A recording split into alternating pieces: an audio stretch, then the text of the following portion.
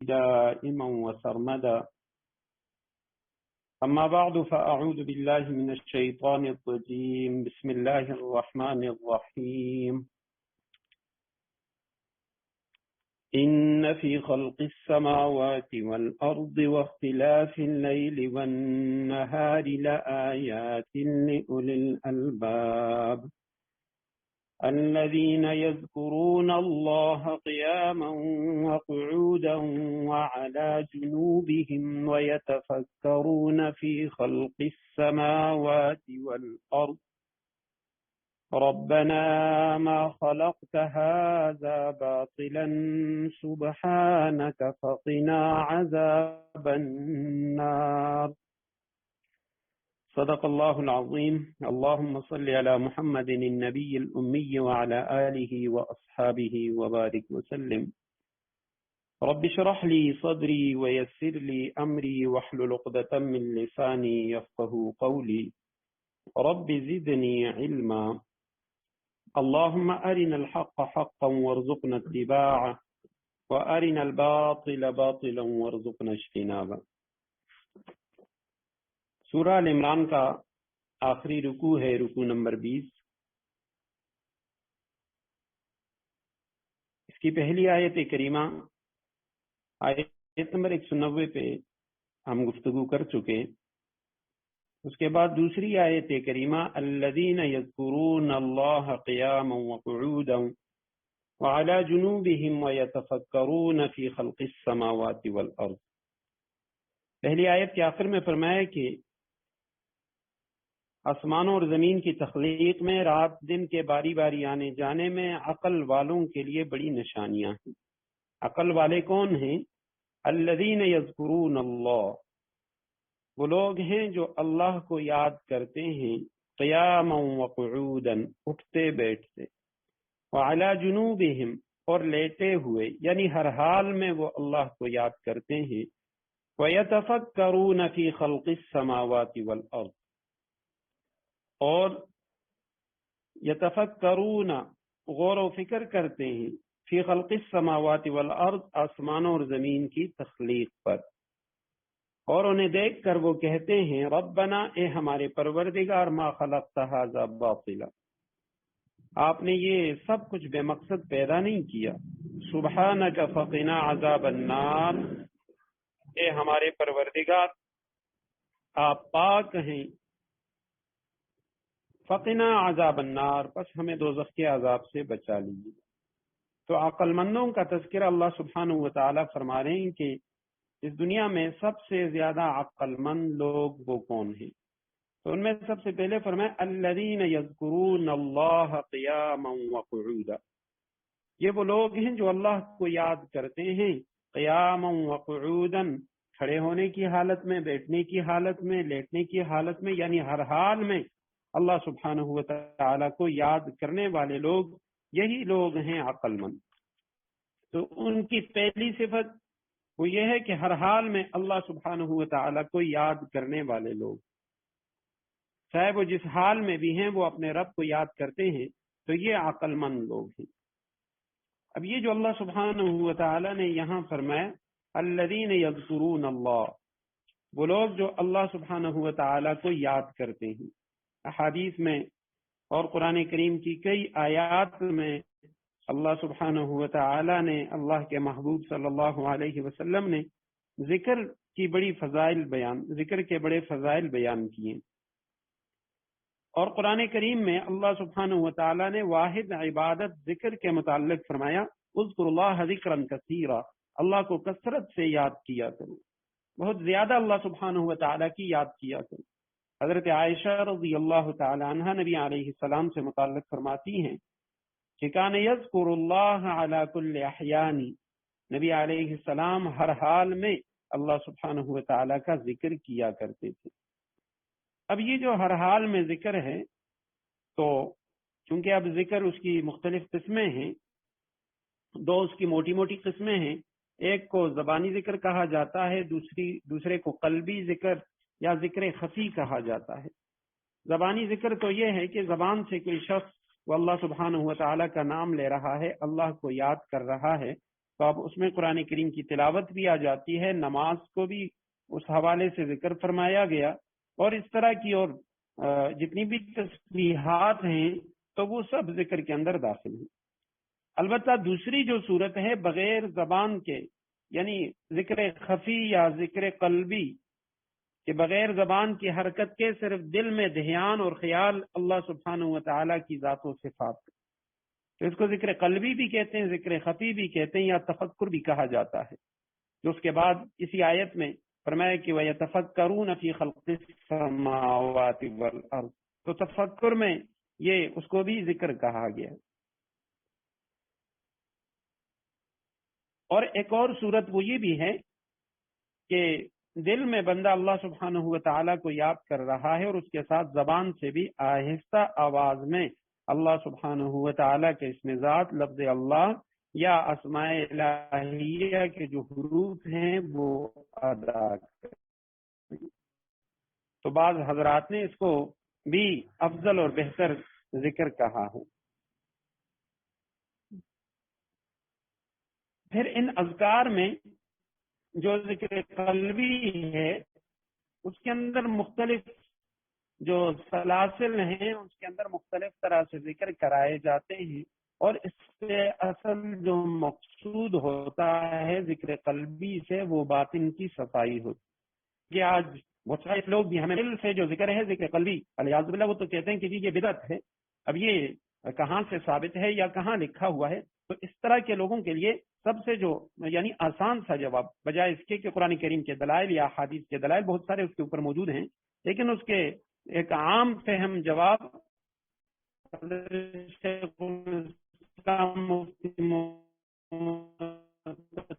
عثمانی صاحب انہوں نے اپنے ایک بیان میں فرمایا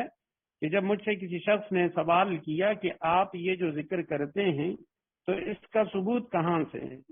حضرت فرماتے میں نے اسے جواب دیا کہ بھئی آپ جو یہ مختلف ٹیبلٹ لیتے ہیں، گولیاں کھاتے ہیں ڈسپرین کی اور پیناڈال کی، تو اس کا ثبوت کہاں سے؟ انہوں نے کہا جی یہ تو علاج ہے، یہ تو ہم بطور علاج کے یہ گولیاں لیتے ہیں۔ تو حضرت فرمانے لگے کہ میں یہ جو ذکر کرتا ہوں یہ بھی بطور علاج کے ہوں۔ تو اب اس کے لیے مختلف یعنی سلاسل کے اندر مختلف طریقوں سے ذکر کرائے جاتے ہیں۔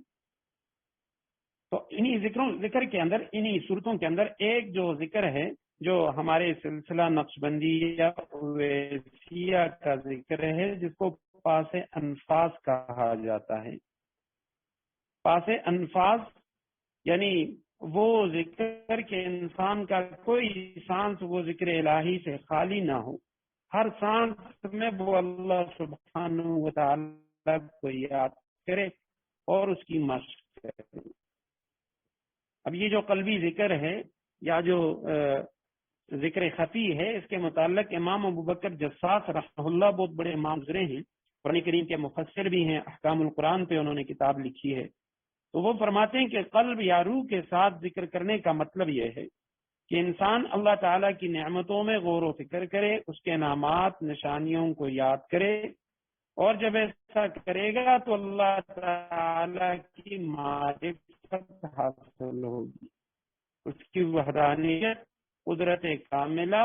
اور حکمت بالغہ اس کی صفات کو پہچانے گا۔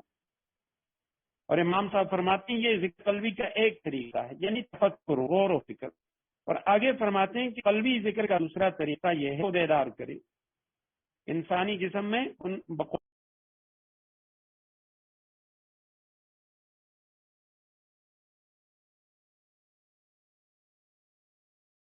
کرتا ہے تو اس کے جو لطائف ہیں وہ بیدار ہو کر ذکر الہی میں مشغول ہو جاتے ہیں۔ امام ابوبکر جساس رحمہ اللہ نے قلبی ذکر کے یہ دو طریقے بتائے ہیں۔ یہ جو باتیں میں نقل کر رہا ہوں یہ صوفی عبدالحمید سواتی صاحب رحمہ اللہ جو مفسر قرآن گزرے ہیں، تو انہوں نے قرآن کریم کی تفسیر لکھی ہے جس کا نام ہے معالم العرفان فی دروس القرآن۔ دروس قرآن کے نام سے وہ تفسیر مشہور ہے، 20 جلدوں میں ہے۔ تو اس کی 5ویں جلد میں صفحہ نمبر 484 پہ حضرت نے یہ تفسیر لکھی ہے، اور اسی کے ساتھ حضرت فرماتے ہیں کہ ہر سانس کے ساتھ ذکر۔ فرماتے ہیں بزرگان دین یہ بھی فرماتے ہیں کہ انسان کا کوئی سانس ذکر الہی سے خالی نہیں ہونا چاہیے، نفی اس بات کا ذکر لا الہ الا اللہ کے ذریعے سے کرے، یا صرف ذکر اللہ سبحانہ و تعالی، ذکر جلالہ اللہ سبحانہ و تعالی کا نام یہ ذکر کرے، اور آدھا ذکر سانس لیتے وقت ہو اور آدھا سانس ختم ہوتے وقت۔ اس ذکر کے لیے کوئی پابندی نہیں، یہ ہر حالت میں روا ہے۔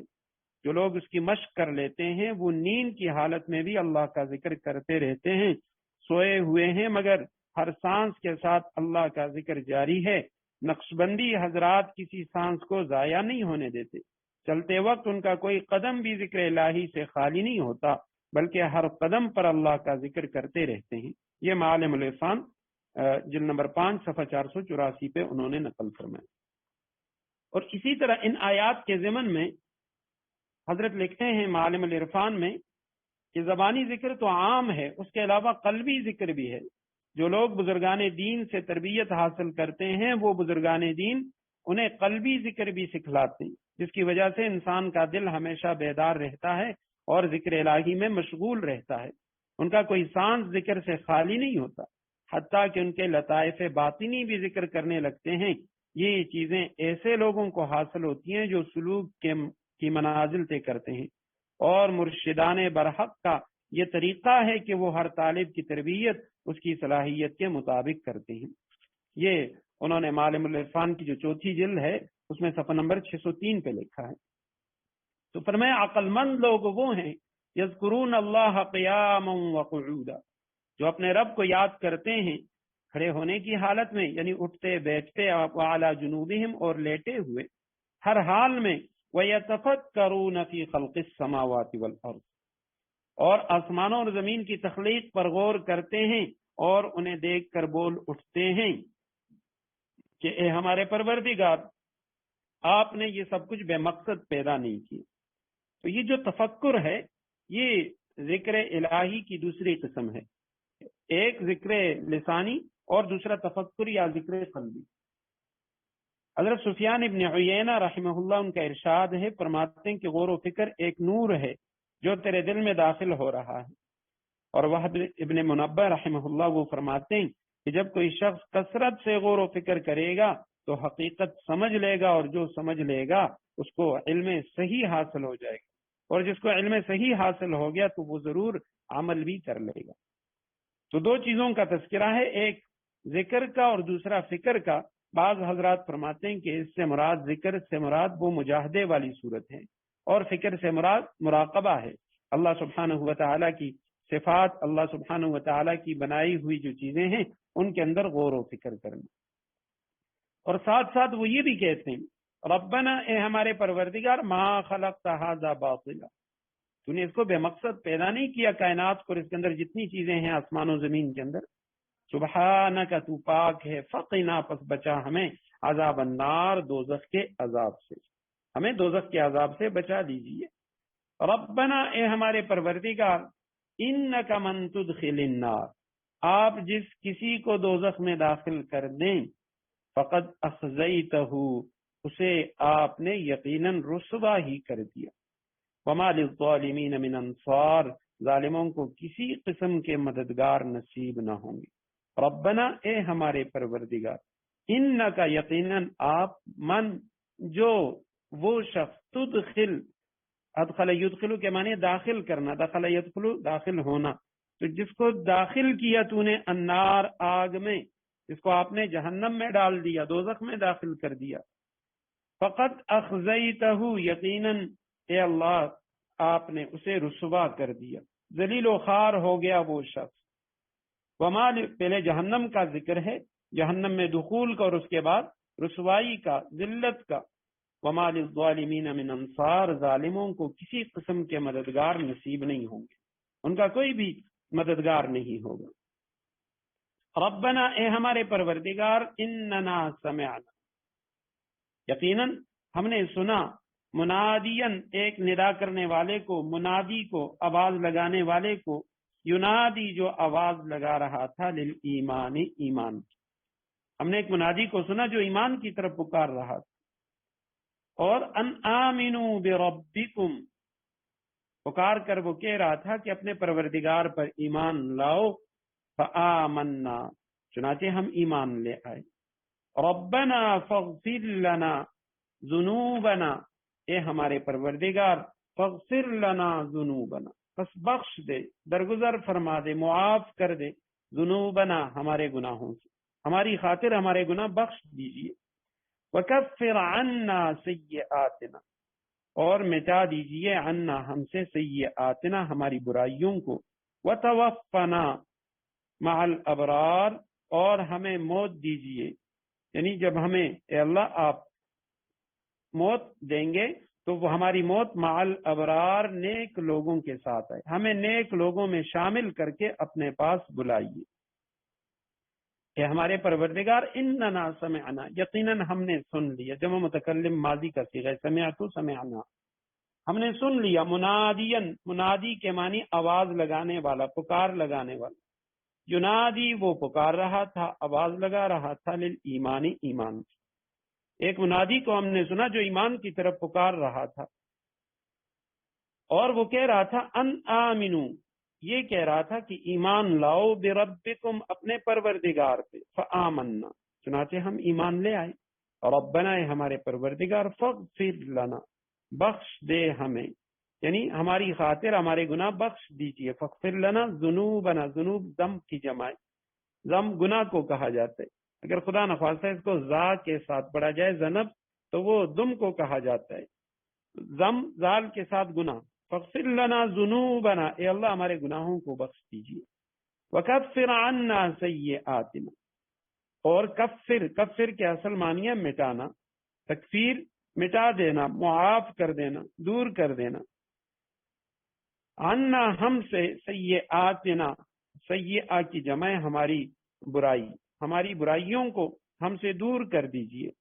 وتوفنا، اور ہمیں موت دے، وفات کر، مع الابرار نیکوکاروں کے ساتھ. یہاں آخری جو لفظ ہے ابرار، یہ بر کی جمع ہے یا بارن کی جمع ہے، اور بر یا بار اس کے معنی آتے ہیں نیک، تو ابرار اس کی جمع ہے نیکوکاروں کے ساتھ. آیت کریمہ میں جو پہلا لفظ ہے منادیا ینادی للایمان، ہم نے سنا ایک ندا کرنے والے کو، منادی کو جو ایمان کی طرف پکار رہا تھا. تو منادین سے کون مراد ہے؟ تو بعض حضرات فرماتے ہیں کہ اس سے مراد رسول اللہ صلی اللہ علیہ وسلم ہے، کہ وہ ایمان والے کہتے ہیں کہ ہمارے پروردگار، ہم نے ایک منادی کو سنا، رسول اللہ صلی اللہ علیہ وسلم کو سنا کہ وہ ایمان کی طرف پکار رہے تھے اور کہہ رہے تھے اپنے رب پہ ایمان لاؤ، سو ہم ایمان لے. دوسرا قول یہ ہے کہ منادین سے مراد قرآن کریم ہے، کہ قرآن وہ بلا رہا ہے اللہ سبحانہ و تعالیٰ کی طرف. تیسرا قول یہ بھی ہے کہ مبلغ دین کی دعوت دینے والا وہ کوئی بھی ہو سکتا ہے، تو وہ اللہ سبحانہ و تعالیٰ کی طرف بلاتا ہے. تو جو عقل سلیم والے عقل مند لوگ ہیں وہ فوراً وہ اللہ سبحانہ و تعالیٰ کی طرف بلانے والے کی بات کو مان لیتے ہیں. اور چوتھا قول یہ بھی ہے کہ اس سے مراد عقل سلیم ہے، کیونکہ اوپر الباب، اول الالباب کا ذکر تھا، عقل والوں کا. تو یہ وہ لوگ ہیں جو کہتے ہیں کہ سمعنا منادین، ہم نے اپنی عقل کو، عقل سلیم کو ہم نے سنا. ہمارے اندر جو فطری طور پہ اسلام وہ اللہ سبحانہ و تعالیٰ نے رکھا ہوا ہے، تو ہم نے اس کی پکار کو سنا، اور وہ ہمارا عقل سلیم وہ ہمیں اسلام کی طرف بلا رہا تھا، تو ہم نے اسلام قبول کر لیا. فاغفر لنا ذنوبنا وکفر عنا سیئاتنا، دو الفاظ آ چکے ہیں کہ اغفر، معاف کر، درگزر کیجئے ہمارے لیے، ذنوبنا ہمارے گناہ، یعنی ہماری خاطر ہمارے گناہ بخش دیجئے. تو ذنوب سے مراد بڑے گناہ، کبائر، کہ اللہ ہمارے جو بڑے گناہ ہیں وہ بھی ہماری خاطر معاف کر دیجئے، بخش دیجئے. اور کفر عنا، مٹا دیجئے ہم سے، سیئاتنا، سیئات سے مراد چھوٹے گناہ، بڑے اور چھوٹے سب گناہوں سے وہ معافی طلب کرتے ہیں، گناہ سے اپنے آپ کو بھی بچاتے ہیں اور گناہوں پر توبہ بھی کرتے ہیں. وتوفنا مع الابرار، مع الابرار نیکوکاروں کے ساتھ، اے اللہ ہمیں اپنے پاس بلا لیجئے. تو نیکوکار کون ہیں؟ تفسیر مدارک والے فرماتے ہیں المتمسکون بالسنہ، سنت کی پابندی کرنے والے، سنت پر قائم جو لوگ ہیں، اے اللہ ہماری موت ان کے ساتھ آئے. عبداللہ ابن عباس رضی اللہ تعالی عنہما کا قول ہے، اکثر صحابہ کرام میں سے وہ صحابی جن کا باپ بھی مسلمان ہو، خود بھی مسلمان ہو، تو ان کے لیے جب ہم اس کے ساتھ دعائیہ کلمہ پڑھتے ہیں تو رضی اللہ تعالی عنہما پڑھتے ہیں. جیسے عبداللہ ابن عمر رضی اللہ تعالیٰ عنہما، بیٹا بھی صحابی باپ بھی صحابی. اسی طرح عبداللہ ابن عباس، حضرت عباس آپ صلی اللہ علیہ وسلم کے چچا، وہ بھی صحابی، اور ان کے بیٹے عبداللہ وہ بھی صحابی. مفسر قرآن ہیں، تو ان کا نام اکثر تفسیروں کے تفسیری کلمات میں آتا ہے. قرآن کی آیتوں کی زیادہ تر جو تفاسیر ہیں حضرت عبداللہ ابن عباس رضی اللہ تعالیٰ عنہ انہی سے منقول ہیں. ان کا قول ہے، وہ فرماتے ہیں کہ ابرار سے مراد انبیاء اور صالحین ہیں. یہ نیک لوگ، عقل مند لوگ یہ دعا کرتے ہیں کہ اللہ ہماری موت آئے تو وہ انبیاء کے ساتھ اور صالحین کے ساتھ، یعنی ان کے طریقے کے ساتھ آئے، اور ہمارا کل قیامت کے دن جو اٹھنا ہے وہ انبیاء اور صالحین کے ساتھ ہو. بعض حضرات نے یہاں پہ ان آیات سے اولی الالباب سے مراد صدیقین کو لیا ہے، جو ایک خاص درجہ ہے حضرات انبیاء کرام علیہم الصلوات و تسلیمات کے بعد. یہ صدیق کا ایک خاص مقام ہے، اور وہ نبی کے بعد یعنی صحابہ میں سے، تبع تابعین میں سے، تبع تابعین باقی مسلمانوں میں سے ہر ایک کو وہ درجہ اللہ سبحانہ و تعالی اپنے فضل سے عطا کر دیتے ہیں جو شخص محنت کرتا ہے، کوشش کرتا ہے. فرمایا یہ صدیقین ہیں جو دعا مانگتے ہیں کہ اللہ ہماری جو موت ہے وہ انبیاء کے ساتھ آئے اور صالحین. کیونکہ سورہ نساء میں اللہ سبحانہ و تعالی نے 4 طرح کے لوگوں کا ذکر کیا جو منعم علیہم ہیں، جن پہ اللہ سبحانہ و تعالی کا انعام ہوا. جن کے بارے میں اللہ سبحانہ و تعالی نے فرمایا کہ یہ وہ لوگ ہیں انعم اللہ علیہم من النبیین والصدیقین والشہداء والصالحین. پہلا درجہ انبیاء کا، دوسرا درجہ صدیقین کا، تیسرا درجہ شہداء کا، اور چوتھا درجہ وہ صالحین کا. ربنا وآتنا ما وعدتنا، وہ یہ بھی دعا کرتے ہیں کہ اے ہمارے پروردگار، وآتنا ما وعدتنا، ہمیں وہ کچھ بھی عطا فرمائیے،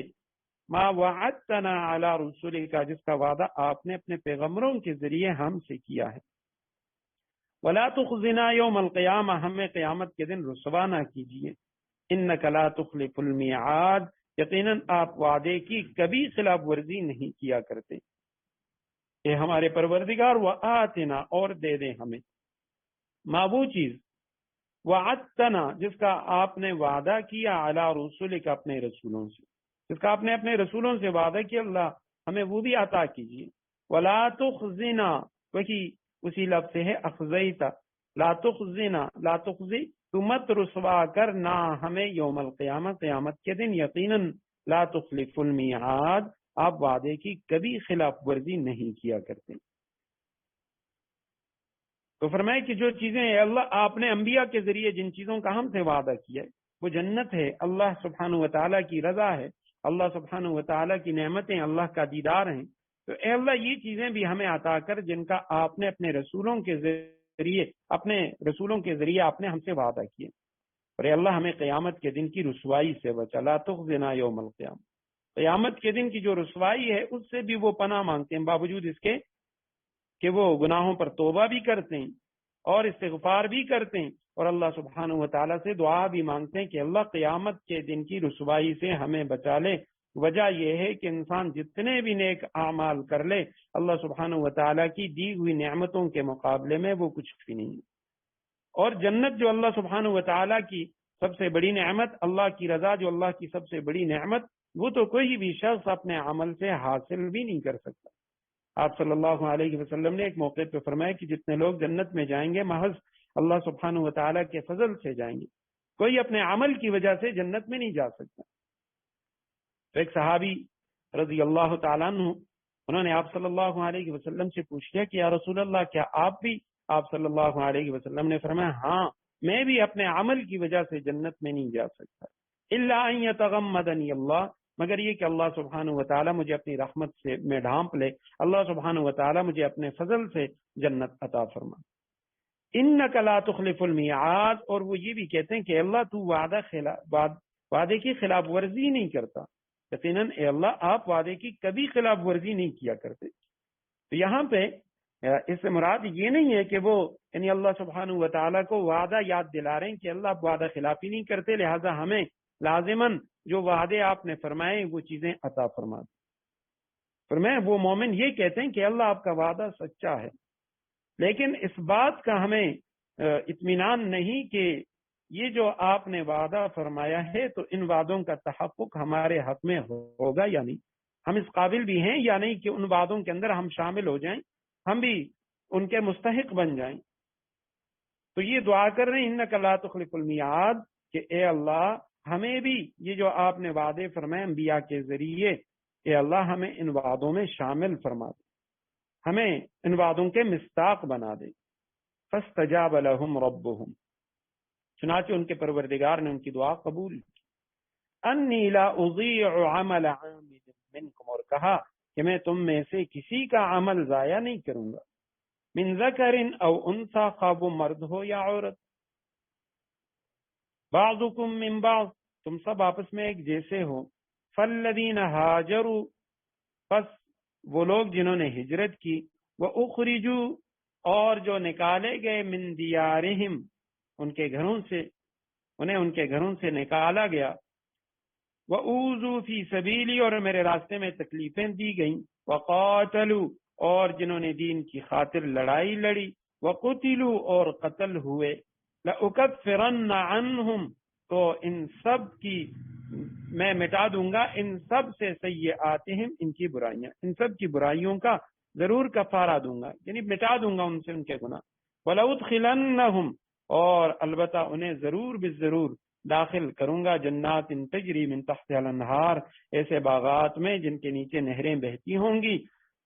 ثوابا من عند اللہ، یہ سب کچھ اللہ کی طرف سے انعام ہوگا، ثوابا من عند اللہ، یہ سب کچھ اللہ کی طرف سے انعام ہوگا،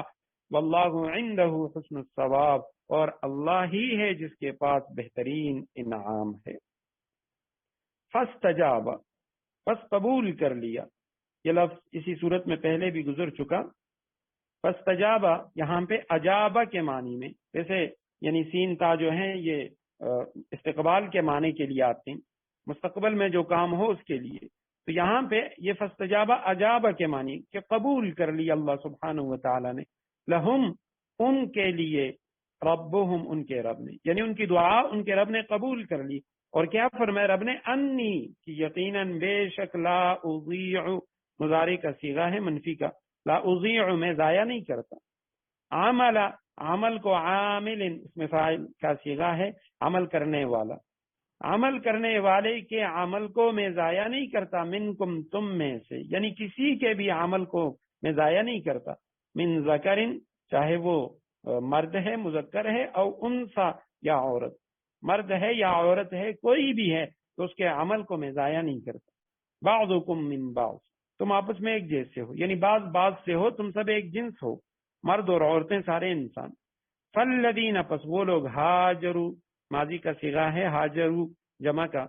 کہ جنہوں نے ہجرت کی اللہ کے راستے میں، واخرجوا، اور جو نکالے گئے،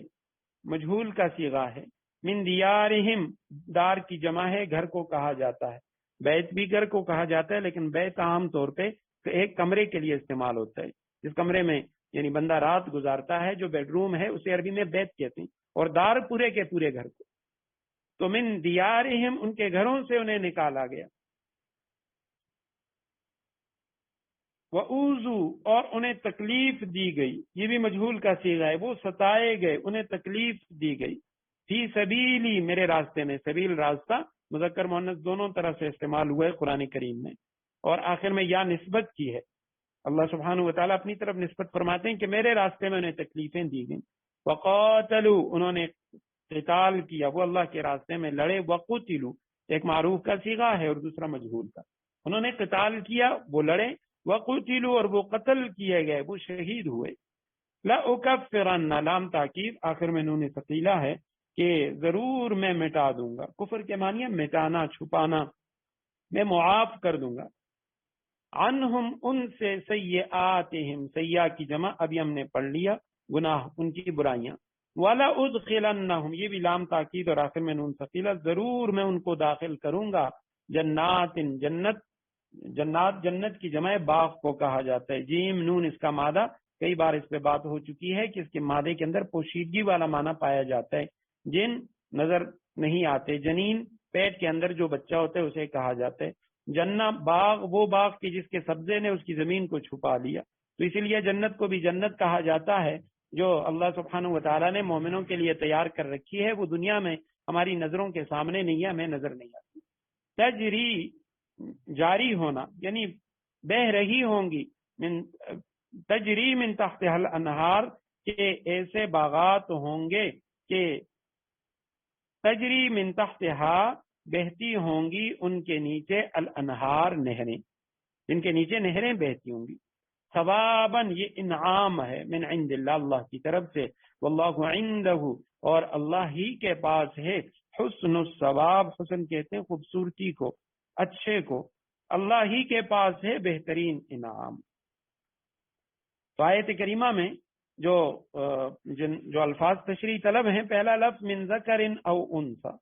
فرمایا تم میں سے مرد یا عورت جو بھی ہیں، اللہ سبحانہ و تعالیٰ کسی عمل کرنے والے کے عمل کو ضائع نہیں کرتا۔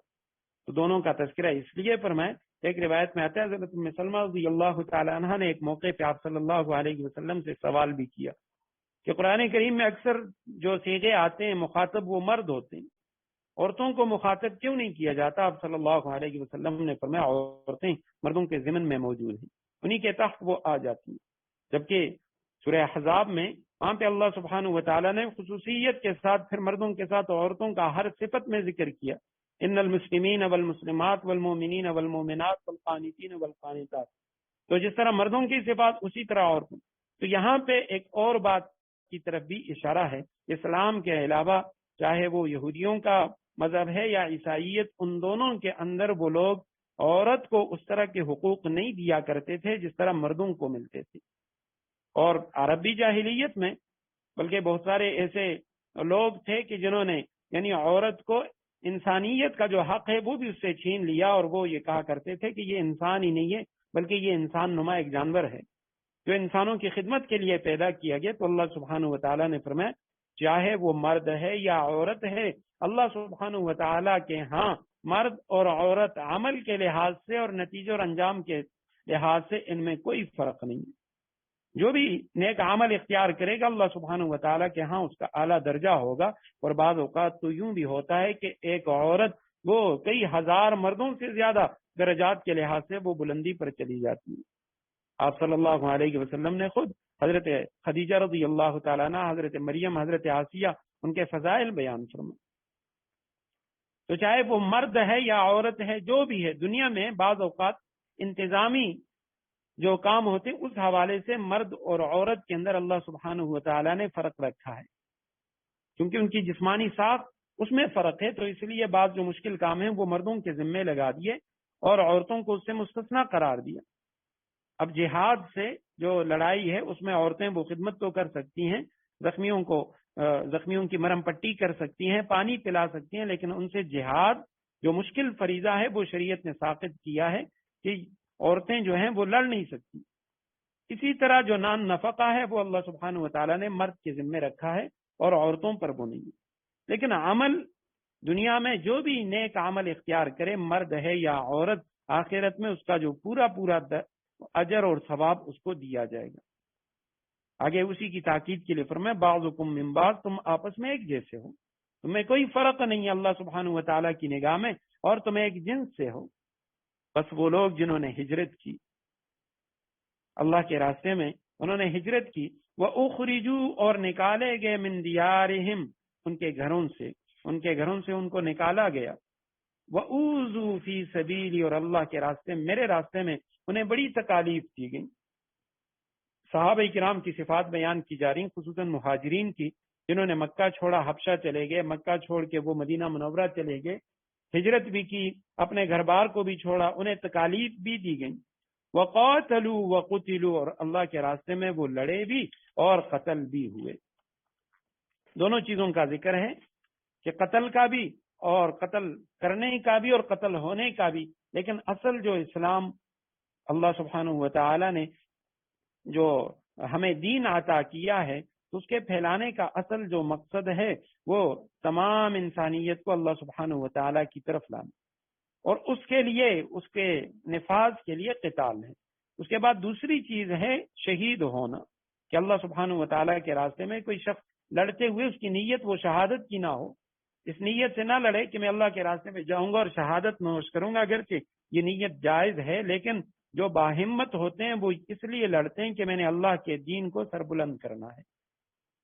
لِيُظْهِرَهُ عَلَى الدِّينِ كُلِّهِ، دین اسلام کو تمام ادیان کے اوپر غالب کرنا ہے۔ ہاں اس راستے میں اگر وہ شہید ہو جاتا ہے تو اللہ سبحانہ و تعالیٰ نے اس کے لیے بڑے درجے رکھے، لیکن پہلے قاتلو کا لفظ ہے کہ اللہ کے راستے میں قتال کرتے ہیں، دین کو سربلند کرتے ہیں، ہاں وہ قتلوا اور شہید بھی ہو جاتے ہیں۔ لَأُكَفِّرَنَّ عَنْهُمْ سَيِّئَاتِهِمْ، ضرور میں مٹاؤں گا ان سے ان کی برائیاں۔ حضرت مفتی شفیع رحمہ اللہ انہوں نے یہاں پہ ایک عنوان قائم کیا ہے اور لکھا ہے کہ ہجرت اور شہادت سے سب گناہ معاف ہو جاتے ہیں، مگر قرض وغیرہ جو حقوق العباد ہیں ان کی معافی کا وعدہ نہیں ہے۔ لَأُكَفِّرَنَّ عَنْهُمْ سَيِّئَاتِهِمْ، ان کی جو برائیاں ہیں، جو گناہ ہو چکے ہیں حقوق اللہ میں، ان سے جو کوتاہی اور کمی ہو چکی ہے، اللہ سبحانہ و تعالیٰ فرماتے ہیں وہ میں معاف کر دوں گا، لیکن جو حقوق العباد ہیں ان کی معافی وہ ہجرت سے یا شہادت سے بھی ان کی معافی نہیں ہوتی۔ ایک روایت میں آتا ہے آپ صلی اللہ علیہ وسلم نے فرمایا قیامت کے دن اللہ سبحانہ و تعالیٰ اپنے بندوں کے درمیان جب فیصلہ فرمائیں گے تو اس وقت مسلمانوں سے اللہ سبحانہ و تعالیٰ فرما دیں گے کہ اے میرے بندوں، کہ خاص گروہ ہوگا، خاص لوگ ہوں گے کہ تم نے میرے جن حقوق کو ضائع کیا، میری نافرمانی کی، میں نے وہ سب معاف کر دی، اور تم جاؤ آپس میں تمہارے جو معاملات ہیں، تمہارے ایک دوسرے کے اوپر جو حقوق ہیں، فرائض ہیں، تو ان کے بارے میں ایک دوسرے سے تم معافی تلافی کرو اور اس کے بعد میرے پاس آ جاؤ۔ اگر تم نے ایک دوسرے کو معاف کر دیا تو میں نے اپنے حقوق کو سارے معاف فرما دیے۔ فرمایا کچھ لوگ ایسے خوش قسمت ہوں گے کہ اللہ سبحانہ و تعالیٰ ہو سکتا ہے اپنی طرف سے ان کے لیے جو حقوق العباد ہیں، جن لوگوں کے انہوں نے حقوق ضائع کیے ہیں، ان کو اپنی طرف سے راضی کر کے اور ان لوگوں کی معافی کا اعلان فرما دیں، لیکن باقی اس طرح کا وعدہ نہیں ہے جو سیئاتہم، برائیوں کے متعلق فرمایا کہ ساری کی ساری وہ میں مٹا دوں گا، معاف کر دوں گا، لیکن حقوق العباد کے بارے میں پوچھا جائے گا۔ وَلَأُدْخِلَنَّهُمْ، ضرور انہیں داخل کروں گے ایسے باغات میں جن کے نیچے نہریں بہتی ہوں گی، اور ثوابا من عند اللہ، یہ انعام ہے اللہ کی طرف سے، ان کے اعمال کا بدلہ نہیں ہے۔ اگرچہ ان لوگوں نے بڑے اعمال کیے، ہجرت بھی کی، گھر بار بھی چھوڑا، تکالیف بھی دی گئیں، اور انہوں نے کافروں کو بھی قتل کیا، خود بھی شہید ہوئے، لیکن یہ جو جنت مل رہی ہے فرمایا یہ اللہ سبحانہ و تعالیٰ کی طرف سے نام ہوگا۔ واللہ عندہ حسن الثواب، اور اللہ ہی ہے جس کے پاس بہترین انعام ہے۔ لا یغرنک تقلب الذین کفروا فی البلاد، جن لوگوں نے کفر اپنا لیا ہے ان کا شہروں میں خوشحالی کے ساتھ چلنا پھرنا، لا یغرنک، تمہیں ہرگز دھوکے میں نہ ڈالے، لا یغرنک، تمہیں ہرگز دھوکے میں نہ ڈالے، تقلب الذین، ان لوگوں کا چلنا پھرنا، کفروا، جنہوں نے کفر اپنا لیا، فی البلاد، شہروں کے اندر۔ تقلب قلب سے ہے، قلب دل کو کہا جاتا ہے، اور دل کے قلب کے اصل معنی بھی ہیں الٹ پلٹ ہونا، عدلنا بدلنا، یہ اس معنی میں آتا ہے قلب۔ تو تقلب کے معنی ان کا چلنا پھرنا۔ فی البلاد، بلد کی جمع بلد شہر کو کہا جاتا ہے، لا اقسم بہذا البلد، تو بلاد شہروں کے اندر کفار کا چلنا پھرنا خوشحالی کے ساتھ، یہ تمہیں دھوکے میں نہ ڈال دے اور تم یہ خیال نہ کرو کہ کہیں یہ لوگ یہ اللہ کے پسندیدہ لوگ ہیں، اللہ ان سے راضی ہے، اس لیے اللہ سبحانہ و تعالیٰ نے دنیا میں انہیں خوشحالی، یہ مال، یہ وسائل، یہ اسباب دے رکھے، اور میں کبھی تجھے یہ دھوکے میں نہ ڈال دوں، کیونکہ اللہ سبحانہ و تعالیٰ نے تو ان کی رسی دراز کر رکھی ہے، ان کو مہلت دی ہے، اور اللہ سبحانہ و تعالیٰ نے آخرت میں ان کے لیے کچھ ہے نہیں، اس لیے دنیا میں اللہ نے یہ نعمتیں عطا کر رکھی۔ تو آپ صلی اللہ علیہ وسلم سے بظاہر خطاب ہے، لیکن یہ اس کے مخاطب پوری امت ہے، کیونکہ آپ صلی اللہ علیہ وسلم تو ان سے متاثر ہونے والے نہیں تھے۔ تو مسلمانوں سے کہا جا رہا ہے کہ کفار سے متاثر نہ ہو، اور نہ ہی دنیا میں کسی شخص کو خوشحال زندگی گزارتے ہوئے دیکھ کر تم یہ کہو کہ یہ شخص اللہ سبحانہ و تعالیٰ کا پسندیدہ بندہ ہے۔ جو اللہ کے پسندیدہ لوگ ہیں ان کے اوپر تو مصائب، مشکلات، پریشانیاں آتی ہیں۔ آپ صلی اللہ علیہ وسلم نے فرمایا سب سے زیادہ پریشانیاں وہ انبیاء کرام پہ آئیں، اس کے بعد فالامثل ثم الامثل فالامثل، پھر اس کے بعد جو نیک لوگ ان پر، ان کے بعد اور جو نیک لوگ ہیں ان پر۔ متاع قلیل، یہ تو تھوڑا سا مزہ ہے، یہ جو اڑا رہے ہیں دنیا کے اندر، متاع قلیل، تھوڑا سا مزہ ہے، ثم مأواہم جہنم، پھر ان کا ٹھکانہ جہنم ہے، وبئس المہاد، اور وہ بدترین بچھونا ہے۔ متاع قلیل، متاع تھوڑا سا فائدہ، قلیل تھوڑا سا، متاع کہتے ہیں فائدے کو۔ اصل میں متاع جو اصل عرب ہیں بدو، ایک قرآن کریم کے لغت پہ، قرآن کریم کے الفاظ پہ ایک شخص نے کام کیا ہے اور کتاب لکھی ہے،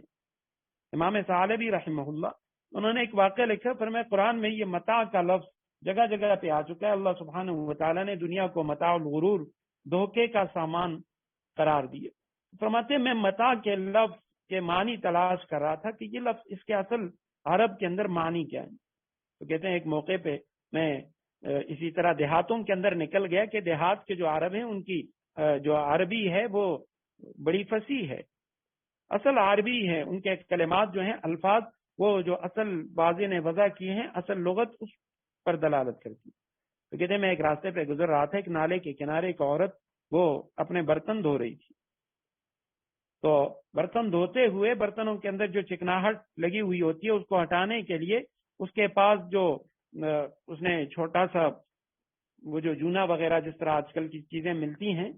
تو اس کی صفائی کے لیے جو کپڑا وغیرہ رکھا تھا جس سے وہ چکناہٹ ہٹا رہی تھی، تو اس کے ساتھ وہ کچھ چکناہٹ لگی ہوئی تھی، تو اس کے ساتھ اس کی بچی بھی بیٹھی ہوئی۔ اتنے میں نے دیکھا کہ ایک کتا آیا اور اس نے ان کے اس کپڑے کو اٹھا لیا، اور تو پیچھے سے وہ جو بچی ہے وہ اپنی ماں سے کہتی ہے کہ اما ذہبت الکلبۃ متاعنا، کہ وہ جو کتا ہے، کتیا، وہ ہماری متاع لے گئی۔ کہتے مجھے وہاں سے سمجھ آیا کہ یہ جو متاع کا لفظ ہے یہ اصل میں اس کپڑے کو کہا جاتا ہے کہ جس کے اوپر تھوڑی سی وہ برتن کی، جس کے اندر کھانا پکایا گیا یا کھایا گیا، اس کی چکناہٹ لگی ہوئی ہو، تو عرب اسے متاع کہتے۔ تو اللہ سبحانہ و تعالیٰ فرماتے متاع قلیل، یہ تو تھوڑا سا مزہ ہے، ثم مأواہم، پھر ان کا ٹھکانہ جہنم ہے۔ مأوا یہ اس میں ظرف بھی ہے، یعنی رہنے کی جگہ، اور یہ مصدر بھی ہے ٹھکانہ۔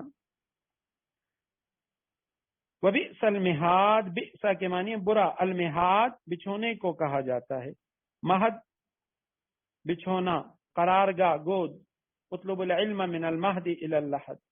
کہ گود سے گور تک علم حاصل کرو، مقولہ ہے۔ لیکن الذین اتقوا ربہم، لیکن جو لوگ اپنے پروردگار سے ڈرتے ہیں، لہم جنات، لیکن الذین اتقوا ربہم، لیکن جو لوگ اپنے پروردگار سے ڈرتے ہوئے عمل کرتے ہیں، لہم جنات تجری من تحت الانہار، ان کے لیے ایسے باغات ہیں جن کے نیچے نہریں بہتی ہوں گی۔ بار بار یہ آیات آ رہی ہیں۔ خالدین فیہا، ہمیشہ رہیں گے ان میں، نزلا من عند اللہ، اللہ کی طرف سے یہ میزبانی ہے۔ وما عند اللہ خیر للابرار، اور جو کچھ اللہ کے پاس ہے وہ نیک لوگوں کے لیے کہیں بہتر ہے۔ لیکن الذین، لیکن وہ لوگ، اتقوا ربہم، جو اپنے رب سے ڈرتے ہیں، اپنے رب سے ڈرتے ہوئے جن لوگوں نے یعنی تقوی اختیار کی اور انہوں نے عمل کیے نیک، ان کے لیے ایسے باغات ہیں جن کے نیچے نہریں جاری ہوں گے، اور خالدین فیہا، اس میں ہمیشہ رہیں گے، کبھی ان کو وہاں سے نکالا نہیں جائے گا۔ جو مسلمان ہیں وہ ہمیشہ کے لیے جنت میں، اور جو کافر ہیں ہمیشہ کے لیے جہنم میں۔ کبھی مسلمانوں کو جنت سے نکالا نہیں جائے گا اور نہ کافروں کو دوزخ سے نکالا جائے گا۔ نزلا من عند اللہ، نزل کہتے ہیں مہمانی کا کھانا، طعام ضیافت، اس کو نزل کہا جاتا ہے۔ یہ نزل ہے اللہ سبحانہ و تعالیٰ کی طرف سے مہمان میزبانی ہے۔ وما عند اللہ، اور جو اللہ کے پاس ہے، خیر، وہ کہیں زیادہ بہتر ہے، للابرار، نیکوکاروں کے لیے، جو نیک لوگ ہیں ان کے لیے جو کچھ اللہ کے پاس ہے وہ کہیں بہتر ہے۔ بعض حضرات نے لکھا ہے کہ نزل اس کھانے کو کہا جاتا ہے، اس چیز کو جو شروع میں مہمان کے آنے پر اس کے لیے لایا جاتا ہے، تو اس کو نزل کہا جاتا ہے۔ اور اس کے بعد ضیافت کا لفظ ہے کہ جو چیزیں بعد میں پیش کی جاتی ہیں، تو فرمایا یہ جو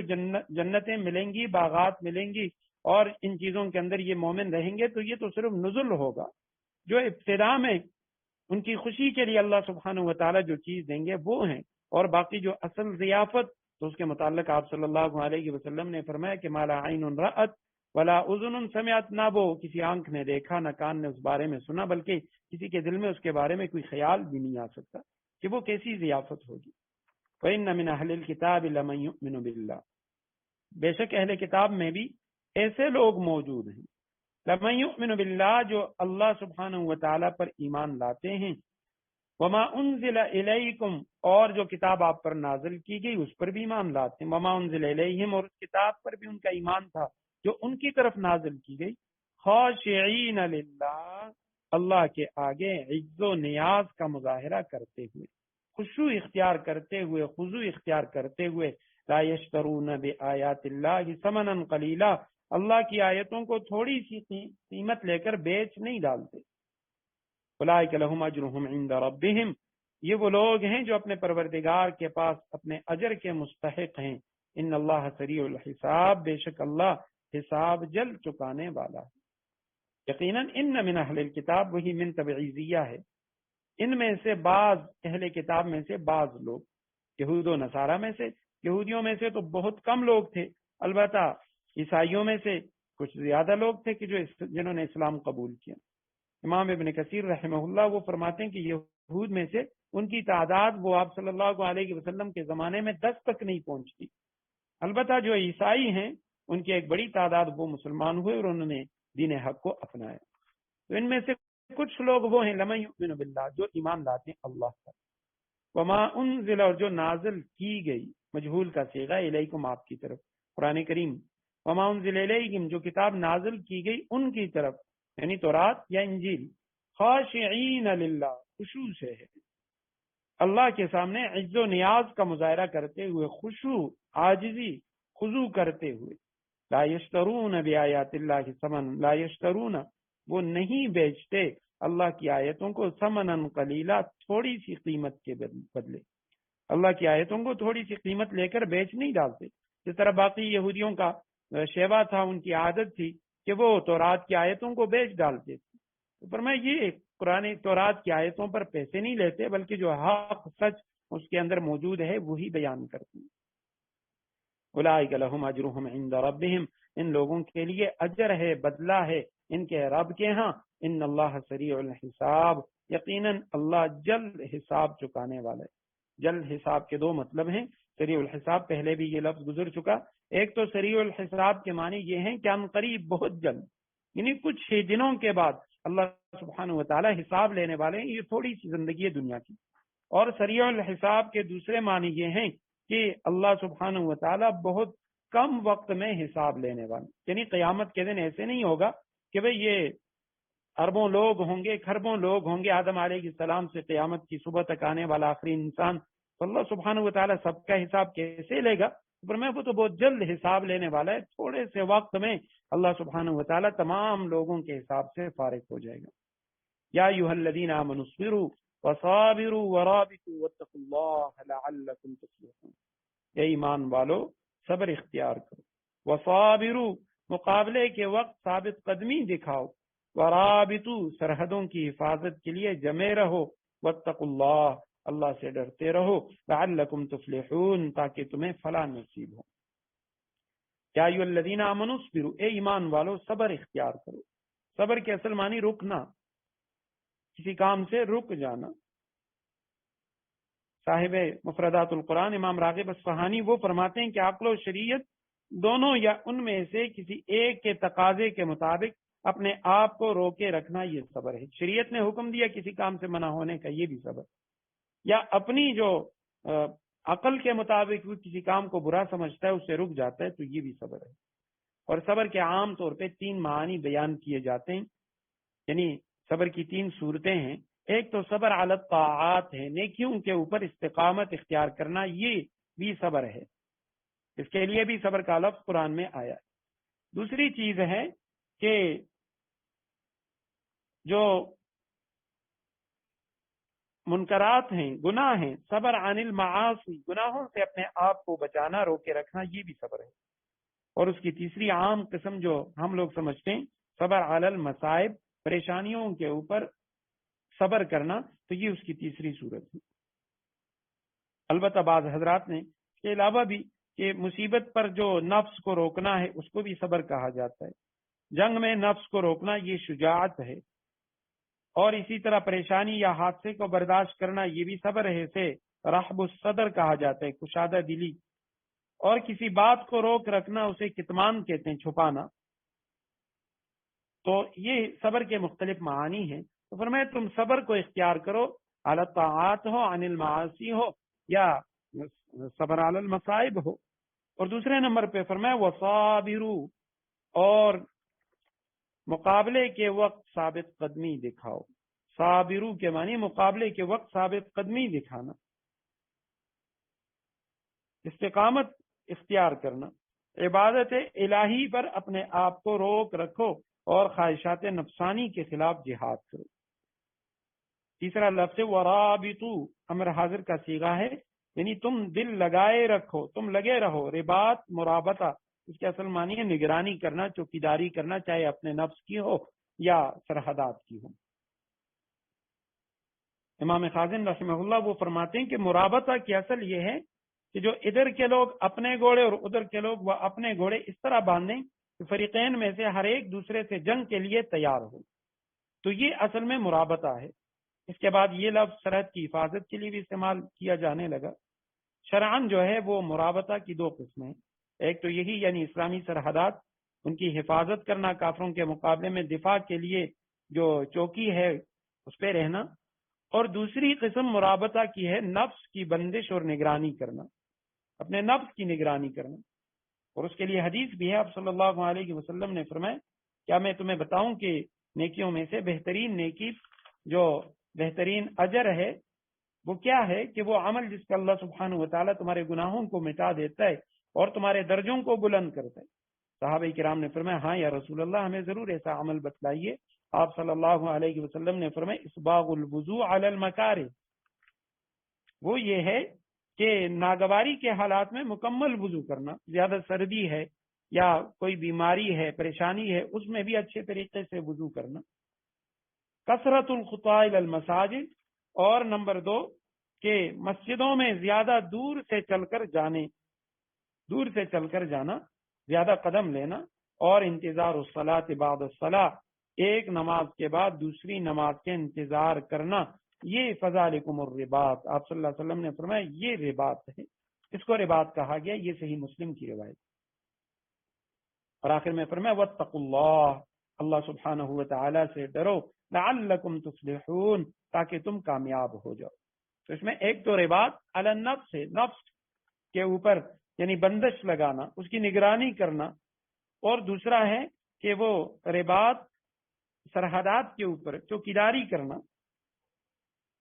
اور یہ لفظ قرآن کریم کے اندر ربطنا کا لفظ دل کے اطمینان کے لیے، سکون کے لیے، نیکی پر استقامت کے لیے بھی آیا ہے۔ سورہ کاف میں ہے وَرَبَطْنَا عَلَىٰ قُلُوبِهِمْ، ہم نے ان کے دلوں کو مضبوط کیا۔ حضرت موسیٰ علیہ السلام کے واقعے میں ہے، جب موسیٰ علیہ السلام کو انہوں نے دریا کے اندر ڈال دیا، فرعون کے محل میں پہنچ گئے، تو اس کے بعد دوسری صبح وَأَصْبَحَ فُؤَادُ أُمِّ مُوسَىٰ فَارِغًا إِنْ كَادَتْ لَتُبْدِي بِهِ لَوْلَا أَن رَّبَطْنَا عَلَىٰ قَلْبِهَا، وہاں پہ بھی ہے کہ وہ بڑی پریشان تھی، غمگین تھی اپنے بیٹے پر، تو ہم نے اس کے دل کو مضبوط کیا۔ اور اسی طرح یہ جو مرابطہ سرحدات کے اوپر پہرا لگانا ہے، اس کی بھی احادیث میں بڑے فضائل آئے ہوئے ہیں۔ آپ صلی اللہ علیہ وسلم نے فرمایا رباط یوم فی سبیل اللہ خیر من الدنیا وما علیہا، اللہ کے راستے میں ایک رات کی جو چوکیداری ہے وہ خیر من الدنیا وما فیہا، دنیا اور اس کے اندر جو کچھ ہے وہ سب سے بہتر ہے۔ اور ایک روایت میں فرمایا ایک دن کا رباط ایک مہینے کے مسلسل روزے اور شب بیداری جو ہے اس سے زیادہ بہتر ہے۔ اور ایک روایت میں آپ صلی اللہ علیہ وسلم نے فرمایا جب کوئی شخص مر جاتا ہے اس کے تمام اعمال، اس کا اجر ختم ہو جاتا ہے، بخلاف مرابط کے، سرحدات کی حفاظت کرنے والے کے، کہ اس کا عمل جو ہے وہ قیامت تک بڑھتا ہی رہتا ہے، اور قبر میں حساب و کتاب لینے والوں سے وہ یعنی مامون و محفوظ رہتا ہے۔ اللہ سبحانہ و تعالی اس کی حفاظت فرماتے ہیں۔ حضرت ابی بن کعب رضی اللہ تعالیٰ عنہ کی روایت ہے، آپ صلی اللہ علیہ وسلم نے فرمایا مسلمانوں کی کمزور سرحد کی حفاظت اخلاص کے ساتھ جو شخص ایک دن کرے تو رمضان کے علاوہ دوسرے دنوں میں 100 سال کے مسلسل روزے اور شب بیداری سے افضل ہے۔ اور اگر رمضان میں ایک دن وہ رباط سرحد کی حفاظت کرے تو یہ افضل و اعلیٰ ہے 1000 سال کے صیام و قیام سے۔ اور اسی کے ضمن میں مفتی شفیع رحمہ اللہ انہوں نے بڑی عجیب بات لکھی ہے، فرماتے ہیں کہ امام قرطبی رحمہ اللہ نے اس کو نقل کرنے کے بعد فرمایا کہ اس حدیث کی روح سے امید ہے کہ جو شخص ایک نماز کے بعد دوسری نماز کے انتظار کی پابندی کرے اس کو بھی اللہ سبحانہ و تعالیٰ وہ ثواب عظیم عطا فرمائیں گے جو رباط فی سبیل اللہ کے لیے احادیث میں مذکور ہیں، کیونکہ آپ صلی اللہ علیہ وسلم نے اس کو بھی رباط فرمایا۔ الحمدللہ آج ہمارا سورہ آل عمران کا آخری درس تھا۔ سورہ آل عمران اللہ سبحانہ و تعالیٰ کے فضل و کرم سے مکمل ہو گئی۔ اللہ سبحانہ و تعالیٰ ہمیں اسی طرح قرآن کریم آخر تک اس کی تکمیل اللہ سبحانہ و تعالیٰ آسان فرمائے اور قبول فرمائے۔ ہمیں قرآن کریم کا فہم اور اس پہ عمل کی توفیق نصیب فرمائے۔ وآخر دعوانا الحمدللہ رب العالمین۔